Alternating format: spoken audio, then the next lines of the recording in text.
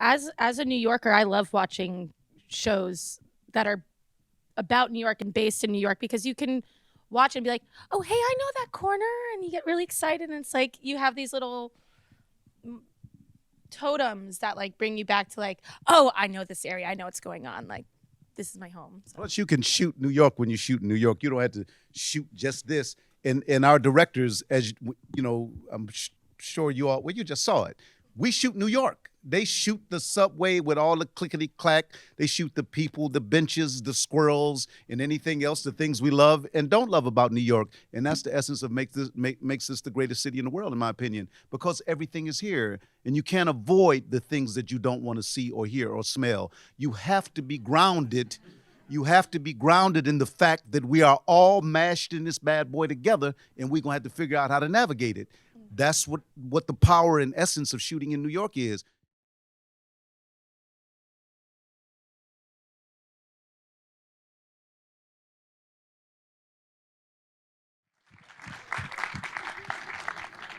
Well, Amanda, East New York airs right after The Equalizer.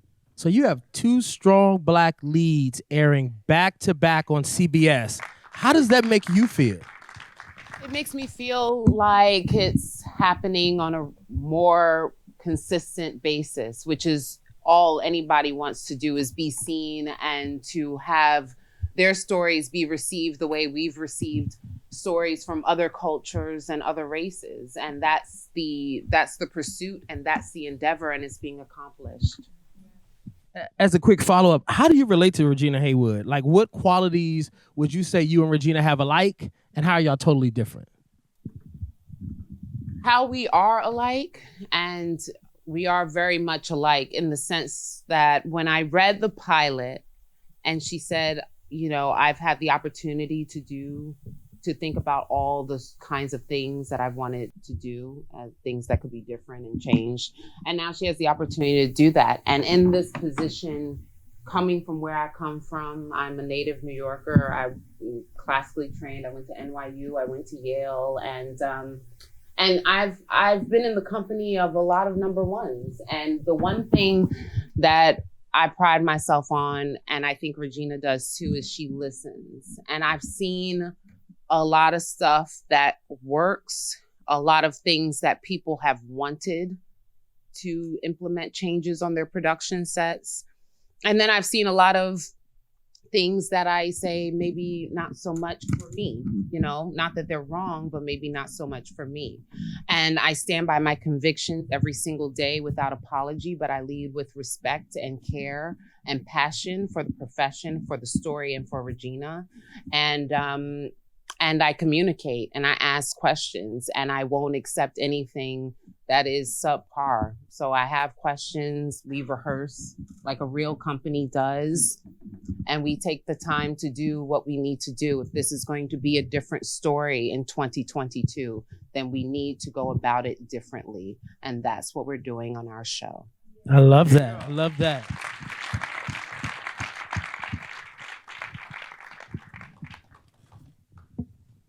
Now, Ruben, your character on the show, his favorite TV cop show is Barney Miller. I want to know, do you have a favorite TV cop show that you've watched throughout the years? Barney Miller. No, Barney Miller was, I thought, the greatest that they'd ever done in that vein. But then you have other great shows, and hopefully we can earn the opportunity to fight hard enough to fall in that line. But you got Hill Street Blues, NYPD Blue. I mean, these are great shows. I mean, even Law and Order here in New York. You know, this is good television, and our goal, well, my goal, you know, selfishly, is to fight as hard and help as much as I can possibly to fall in that line somewhere, just to be mentioned in the category with those great shows would be an honor. I love to hear it. I love to hear it. Now, Lavel and Olivia, you guys get to work with some veteran actors like Jimmy and Ruben and Richard. What's that been like for the two of you to be around what the kids would say, these goats of the business, you know? What you think? They don't pay us no attention. Yeah. I'll be honest. They talk a lot. No, I'm kidding. No, but I think working with all of these veteran actors, especially like, you know, people have seen their stuff. Like these guys aren't lightweights, and showing up to set and being able to learn from them has been perhaps in my very short life one of the greatest honors I've ever had. You know, like truly. Yeah. He's never said nothing like that. He No. he always turns his head when I'm talking. I'm saying, man, let me tell you something about this. Did you watch the way I got to that mark? Don't be paying. He'd be like, He might be right about that.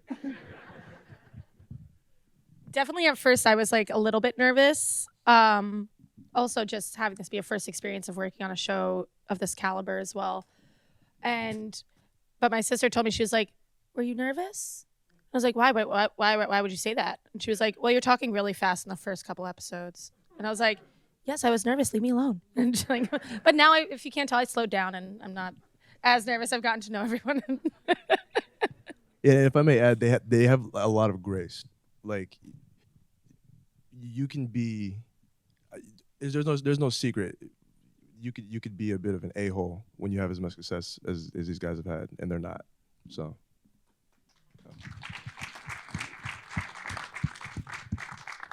Now, Ruben, you're Broadway royalty, and but it's been cool watching East New York because we've been able to see some other Broadway royalty popping in there. LaShawns, Tanya Pinkins, so many great people. What's it like seeing so many of your comrades from the stage get to come and play in this world of East New York? well, you know, I'm that. He says I talk a lot. I'm always talking to him. I can call so and so. I can call so and so. I mean, I'd be remiss if not to mention Ezra Knight right here. This Ezra Knight is sitting here. So it's like that's New York. They want to work with us. They want to do television. We've had one television show for the last 20 years, Law and Order, and that was our job. You know, I've done 7 of them and played 4 different characters. But I've done none. But it's a different time, and these actors, these Broadway veterans, trained, ready as could be, looking for that platform. And here's East New York. So if they're trying to get somebody and they're not getting them, their agent is not responding, they say, Rube, you know, I said, you want me to make that call? Like you know, Luna Velez is playing, you know, that was a phone call. You got to make that phone call. You know what I'm saying? Yo, would you got a minute? You know, so they want to be here and they want to showcase, and this is the perfect platform, you know, for them. And it really is incredible to see these women of color getting an opportunity, you know, and a lot of them coming on our show with it, and it fills you up, you know, with joy and pride. So I'm happy. I'm just happy.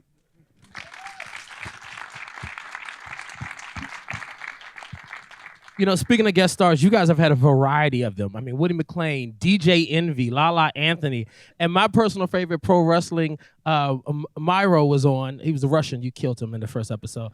Got rid of him quick. He's too big. He was way too big.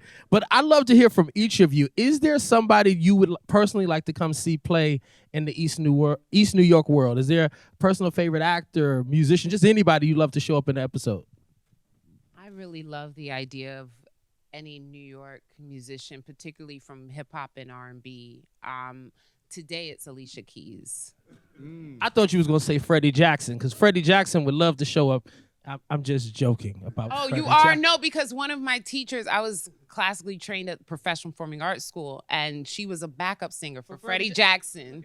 And she had all kind of Freddie Jackson stories. So if you can Maybe make when that Ruben happen, and Luna's character go on their follow-up date, Freddie Jackson could come to the new cop-owned bar and perform on Valentine's Day. Now I'm writing the show. I'm not just moderating the. Go ahead, Ruben. Go ahead. Yeah, I'd love to see my dear friend Keith David come on and. Ice Spice, pull up. Kidding. I don't. Yeah, maybe Ice Spice. I think that would be funny to see Ice Spice and DJ Envy. I'll show you a video. I would personally love Fran Drescher because I'm a Nanny fan and she's like a huge, I don't know, she's a New Yorker of my dreams. So that'd be cool. And, you know, we are at SAG-AFTRA, so maybe she'll hear it. So. Now, Amanda, from the pilot episode, we see that you're underestimated. And we're not exactly sure why. Is it because you're a woman? Is it because you're a woman of color? Is it a combination of it all?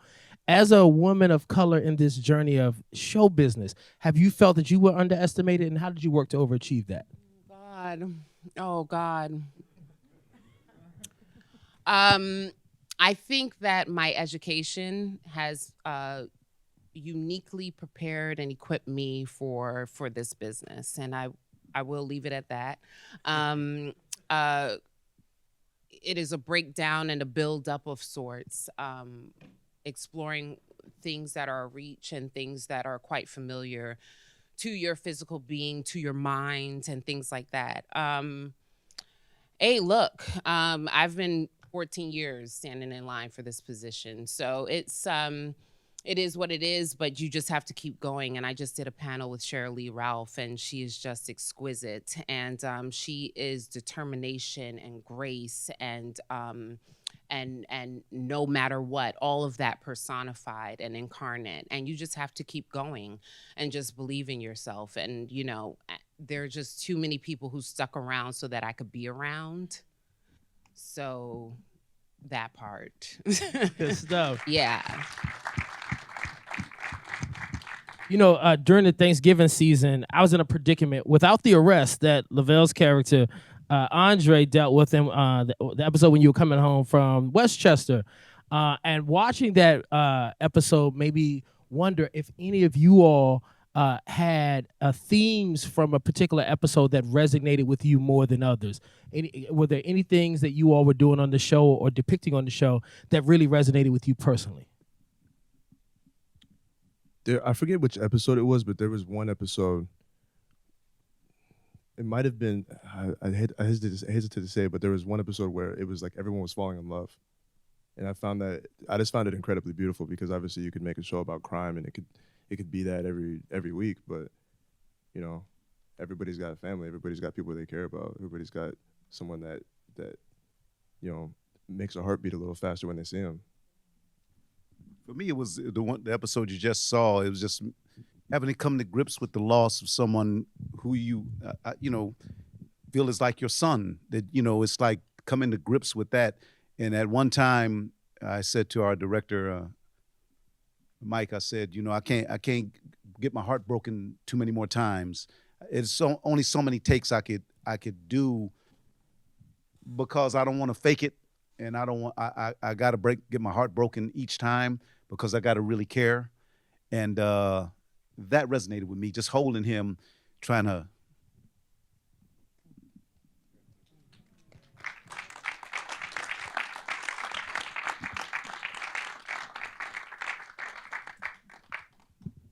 Amanda, Olivia? Well, it's kind of a consistent thing. You brought up that other question to me, and a lot of the time for me, it's people questioning me or what I see happening, and a lot of that in the script that comes from different directions, from different types of people in the community, you know, that really resonated with me when the woman says, "I thought you was some kind of different," you know. And that really landed with me in the room. And then there are other people who expect other things from you. And that's kind of been a through line through my pursuit in acting as well. So that it's not necessarily a crime, or depending on how you want to look at it, it might be an offense. But, you know, for me, it's a learning thing, and it builds me. And you know, all of my challenges I am so grateful for, because it's got me here today. So, you know, it's every episode.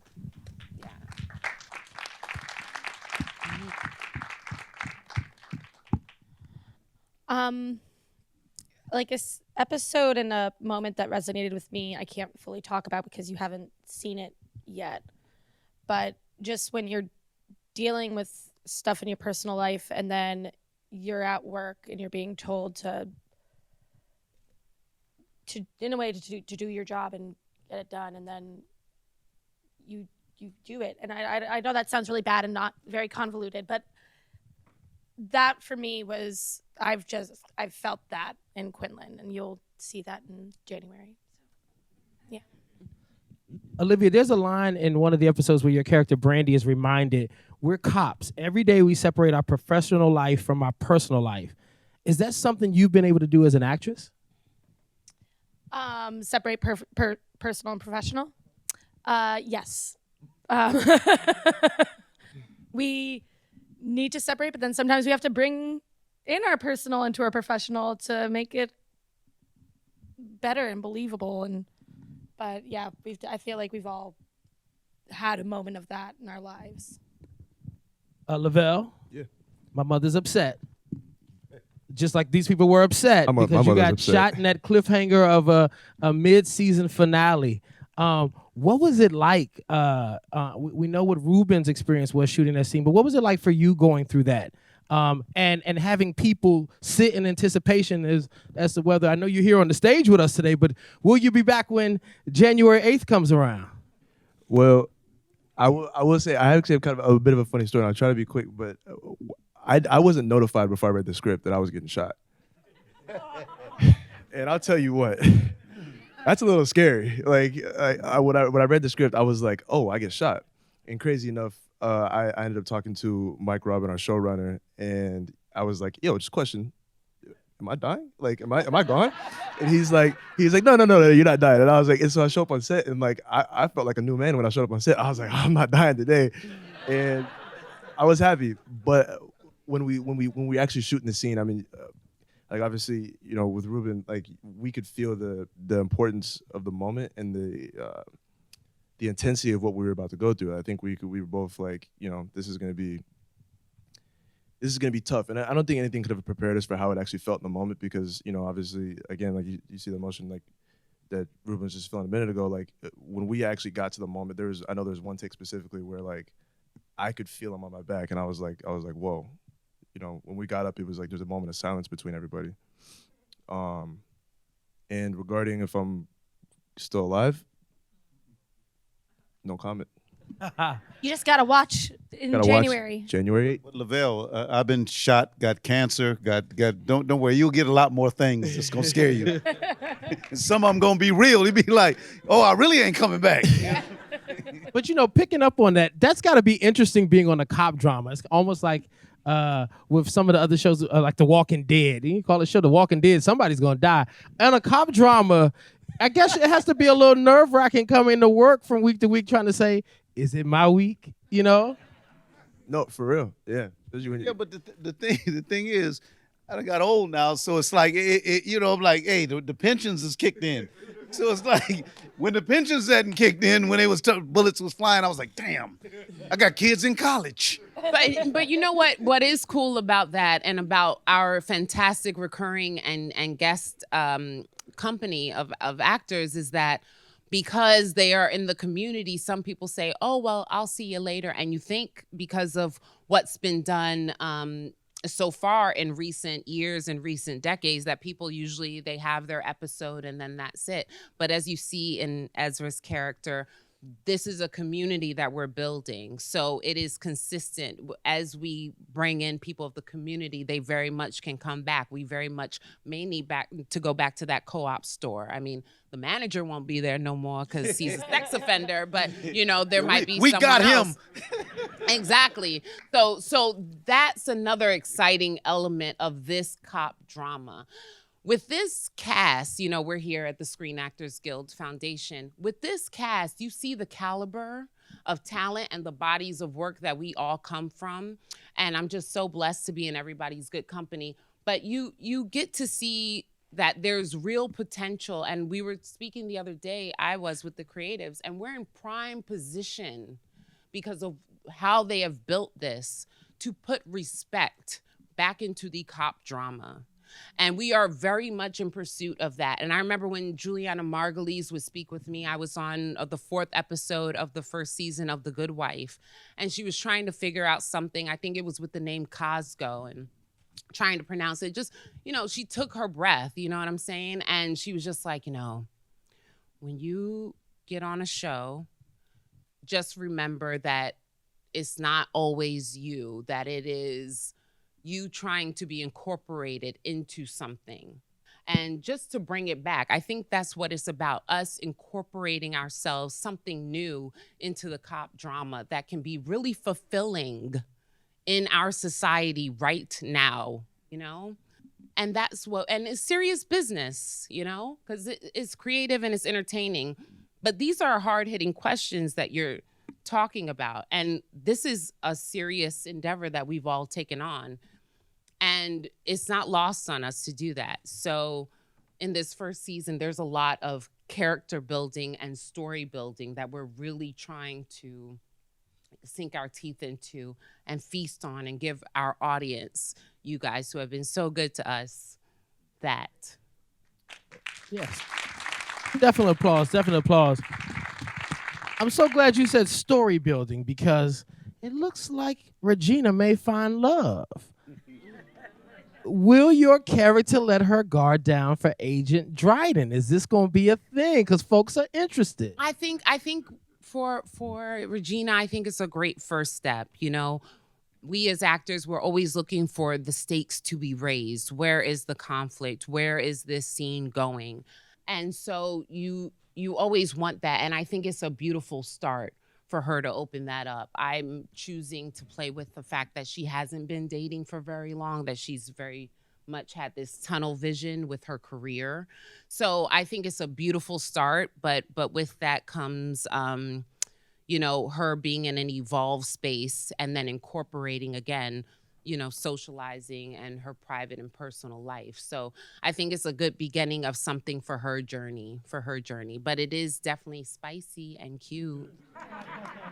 Because I wanted to arrest him. Now, Ruben, you shared your experience, but it's made me think, has there been any other scenes for anyone else that's been tough to depict while shooting the show? I can't tell you what was tough for them, but you mean... Well, you shared yours with Lavel, how tough that was to get your heart broken time and time again. I'm just curious if anyone else has had any scenes that felt tougher than usual. I mean, I think like every like whenever the stakes are high enough, it's a different challenge every time. I don't know if there's ever been a scene that I've been like, I don't know, it like where I take it home afterward and I feel that at home or anything like that, you know. Yeah. See, that's the senior kind of stuff. When you get a certain age, you get sensitive. You know, when you like that, don't nothing penetrate you. Yeah, you know, it's like, yeah, it ain't nothing. You know, I just took a bullet. It's cool. I'm like, my heart is broken. I can't get up. You know, it's like, ah. Well, the bullet penetrated him. Yeah, the bullet hit him, and I took it harder than him. I was like, God. When I was young like that, I was like that too. You know, this shit. If you all could play anyone else's character other than your own on the show, which character would you choose to play? Morales. I would love to be Killian. I would love to play Ruben. Me, I'd be the young lover. You know. Or as I Are you like to gonna be call me? them, projects love, because y'all moved to the projects to Say that, find love. though. I hated that. I hated that project love. That's good love too. Yeah. Shit, you know. Yeah, you know, man. Well, I mean, I you know, wasn't- when I you was- grew up watching shows like Good Time, they were fighting every day to move out of the projects. I love that they moved into the projects and found love. Yeah, that's interesting. Oh, now listen, obvious question. We're here at the SAG-AFTRA Foundation. I want to know from each of you, when did you get your SAG-AFTRA card? I think I'm 30 years in.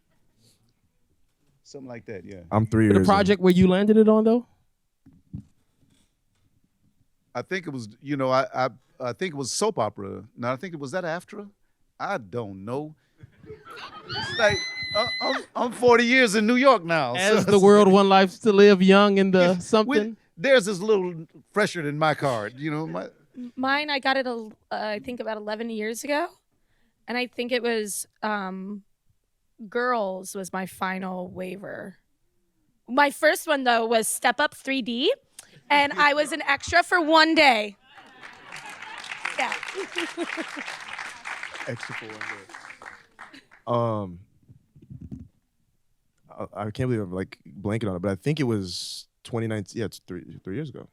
Yeah, I did ADR. I did background voices for Spider-Man. Yeah. Amanda? It was 2008. I had just graduated from Yale. I had a negative balance in my checking account, and I was living with my mom in Kips Bay, and they called with Law and Order Criminal Intent. And my graduation present from my mother was the membership fee and the initiation fee. Last question, and starting with you, Lavel. What do you ultimately hope the audiences take away after they sit and watch East New York? I hope that audiences take away that we're all people. I don't know.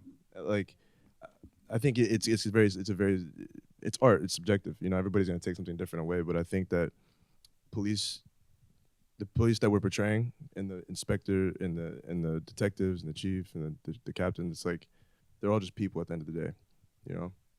And maybe that means something in the long run. Olivia? I'm going to quote my mom. She says that our show has so much heart. And she likes to tell me that all the time. Your show has so much heart. And that's honestly what I hope that people take away from it, is the heart from it, the warmth that we're bringing to these characters and to this community. And that, you know, when you're done watching it, that you feel a little bit of warmth in you, and you like the story and you want to know what's going to happen next. That's, you know, so take a little bit of warmth with you from it. Ruben? I'm just hoping that people can look on the screen and actually see somebody they know there somewhere. And then also I hope the show makes us as human beings examine and re-examine who we are, our choices, and what we do. And I like a lot of the police in New York watch it. You know, every day when I'm going to the gym, Ruben, East New York.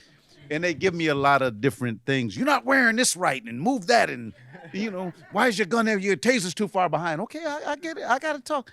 But they recognize themselves there, and I think that's the greatest compliment. And I'm hoping we, as human beings and as people that enjoy the show, can see the same thing. It may help you with a traffic ticket or two as well. But I do have the PBA card now. So do I. They gave me the card. They hooked me up with the card. They say, yo, and wrote the name on it, number and everything. Telling all our secrets. I got